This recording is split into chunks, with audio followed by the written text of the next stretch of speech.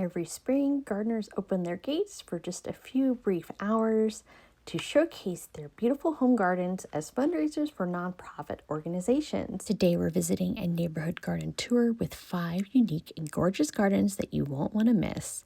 Welcome to Open Garden Day in North Santa Ana, which is in Orange County, California, just a few miles away from Disneyland. Our first garden is new to the tour and was built around the homeowner's simple joy, the love of flowers. Unlike many Southern California gardens, this garden is not professionally landscaped. Instead, it evolves organically. This garden is more whimsical and it's deeply personal to the homeowners. There are some areas that are planted with purpose, with the beautiful bougainvillea draping over the entrance. Other places, the homeowners invite nature to take its course by scattering wildflower seeds and allowing them to find their own niches.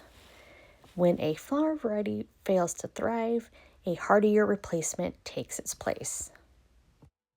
This beautiful red hibiscus is just one example of the many gorgeous flowers we're going to see in this garden.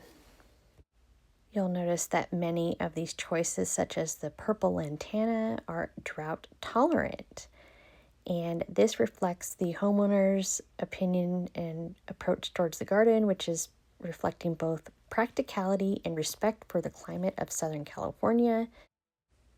The garden's diverse blooms are always alive with movement from bees, butterflies, beneficial insects, and birds.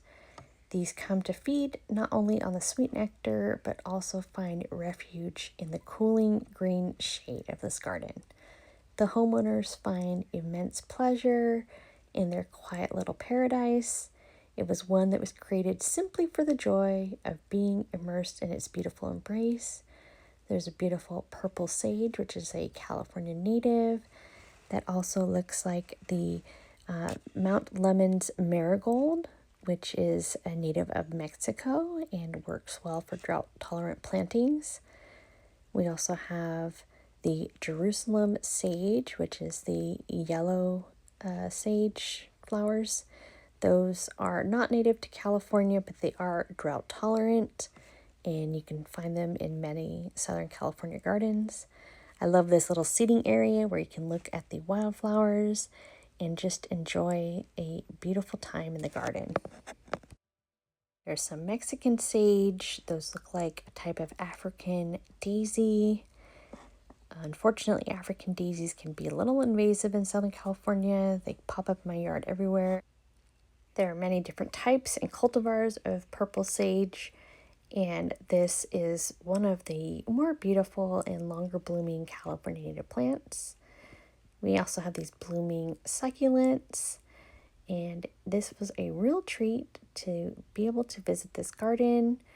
This is just the first of our 8 gardens we're going to be taking a tour of, and we're about to head off to garden number 2. This next home was once completely abandoned and vacant and has now been transformed. The homeowner's goal was to reimagine the outdoor spaces for entertaining while ensuring the improvements remain consistent with the home's early California architectural character. This patio is being shaded by a nearly 100-year-old deodar cedar, and there's also an El Camino Real bell produced by the same foundry responsible for the first bells that were created in 1914 that marked the adjacent historic El Camino Real corridor. The front garden features plants commonly associated with Spanish Revival homes of the era, reflecting the romantic Southern California garden tradition of the early 1900s. They have potted citrus and geraniums by the doors, which are beautiful, have a little bit of a European flair. And then the outdoor fireplace showcases that Spanish colonial revival. Outdoor entertaining is such an important feature of this home, and they did an amazing job of keeping the style consistent. The pool was added, and the peacock tile feature was actually created by Richard Kite of RTK Studios and was inspired by a fountain at the Adamson House, renowned for its early California tile work. Kite is best known for his tile mermaid mural above the entrance to the casino in Avalon, built by William Wrigley in 1929. You can also see additional kite tile work in the compass table and fountain on opposite sides of the yard. There's a beautiful blooming fuchsia and some gorgeous pottery out by the pool. Great place to eat breakfast and overlook the pool. And I just really loved the style and the theme that they kept throughout this garden. It was a really gorgeous garden. There's the tile work that we mentioned. If you love this tile work and you also are interested in more early California architecture as well as a botanic garden, I'll include a link to the video that I completed on Catalina Island below this one. It's been a couple years since we went there, but it was gorgeous. And now we're going to visit our third garden on the tour, which is its first time on the tour. These gardens have been described as an ever-evolving study of color, functionality, and form. And you'll notice that these gardens are relatively new. They were designed and installed during the pandemic. The goal for the front yard was to reestablish cohesiveness between the home and the landscape and allow the property to blend in rather than stand out. They introduced a familiar mix of clip boxwood and sweeping borders. The foundational plantings honor the neighborhood's architectural heritage.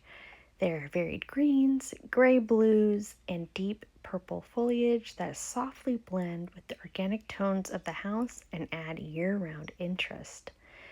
The dark brown rail fence and low plantings add dimensional layers that quietly define the property while deterring unwanted foot traffic across lawns, beds, and sprinkler heads. When you enter the enclosed backyard, it's a modern outdoor sanctuary inspired by Palm Springs living. There are multiple microclimates in this yard, and it supports a varied plant composition. You're going to see vibrant succulents, geometric hedges, pollinator plants, heritage citrus specimens, and lush shade gardens. While much of this garden is drought tolerant, there are still patches of lawn, and this just shows you what you can do if you have children or pets that still need some lawn area. You can leave some lawn, but also create zones where you have more drought tolerant plantings, and this will allow you to save water in certain areas. You can reset your irrigation when you're using drip irrigation. You can vary how much the drip sends out, and that way you can actually add some more drought tolerant plantings into your yard, even if you want to still keep some grass. There are so many layers in this garden. You'll see those queen palms that help surround the trees, but it was wonderful being able to experience all the different layers and textures, colors in this garden. You can tell that the homeowners really have an eye for design.